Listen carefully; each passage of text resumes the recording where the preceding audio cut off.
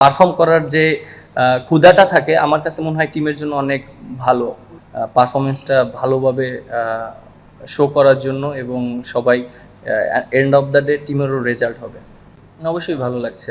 টানা ৩টা সিরিজ জিতেছি এবং আমার কাছে মনে হয় ব্যক্তিগত অর্জনের চেয়ে বাংলাদেশ জিতছে এটাই অনেক বড় অ্যাচিভমেন্ট আমার কাছে মনে হয়।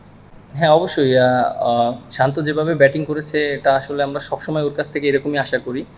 আর ও খুব ভালো একটা ইনিংস খেলেছে। লিটন দাসও যেভাবে ব্যাটিং করেছে আমাদের, আর মোস্তাফিজ, মানে প্রত্যেকটা প্লেয়ারের অনেক দেখেন যে সবাই অনেক এক্সপিরিয়েন্স প্লেয়ার, বাংলাদেশের জন্য অনেক দিন খেলেছে এবং আমার কাছে মনে হয় যে দিস ইজ দ্য টাইম যে পারফরমেন্সটা ভালোভাবে শো করার জন্য এবং সবাই এন্ড অফ দ্য ডে টিমেরও রেজাল্ট হবে।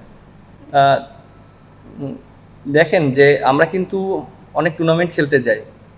ব্যক্তিগতভাবে ফার্স্ট ম্যাচ হারার পরে আমি যেটা চিন্তা করেছি অ্যাজ এ ক্যাপ্টেন হিসাবে, অনেক সময় আমরা অনেক দেশ টুর্নামেন্ট খেলতে চাই, নকআউট যে খেলাগুলো হয় হারলেই বাদ। সো আমি মেন্টালি এভাবে জিনিসটা নিয়েছি যে যেহেতু ফার্স্ট ম্যাচ হেরে গিয়েছি, সেকেন্ড ম্যাচ যদি হেরে যাই সিরিজ হেরে যাব।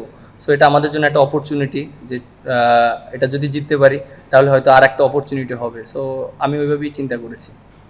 আপনি যে কথাটা বলেছেন যে লাস্ট 10 ওভার অনেক ডিফিকাল্ট হয় একটা ব্যাটসম্যানের জন্য রান করা, কারণ 2টা বল থেকে খেলা হয় এবং যখন লাস্ট 16 ওভার খেলা হয়, মানে আফটার 34 ওভার, তখন বলটা অনেক সফট হয়ে যায়। তখন ব্যাটসম্যানের জন্য রান করা অনেকটা ডিফিকাল্ট হয় এবং তখন বলটা অনেক সফট হয়ে যায়।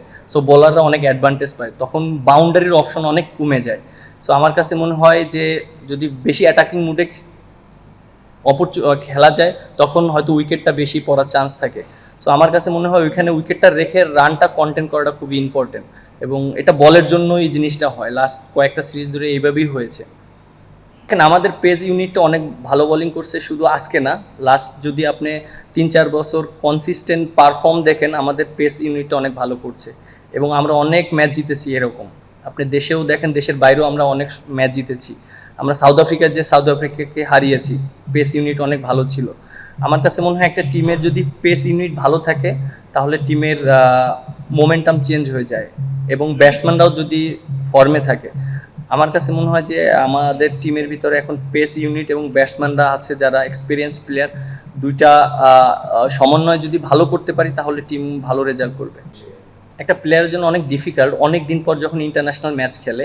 আমি যদি ভুল না করি শরীফুল প্রায় 1.5 বছর পর ইন্টারন্যাশনাল ম্যাচ খেলেছে এই সিরিজে এবং অপরচুনিটি চলে এসেছে। মুস্তাফিজ ফার্স্ট ম্যাচে ঠিক জাস্ট টচের আগে ও ইনজুরি হয়ে গিয়েছিল, সেজন্য ওর জন্য অপরচুনিটি হয়ে গিয়েছে এবং এটা একটা প্লেয়ারের জন্য হঠাৎ করে খেলাটা অনেক ডিফিকাল্ট। বাট ও যেভাবে নিজেকে মানিয়ে নিয়ে ওই ম্যাচে ভালো বোলিং করেছে, এটা একটা মানে খুবই ভালো করেছে।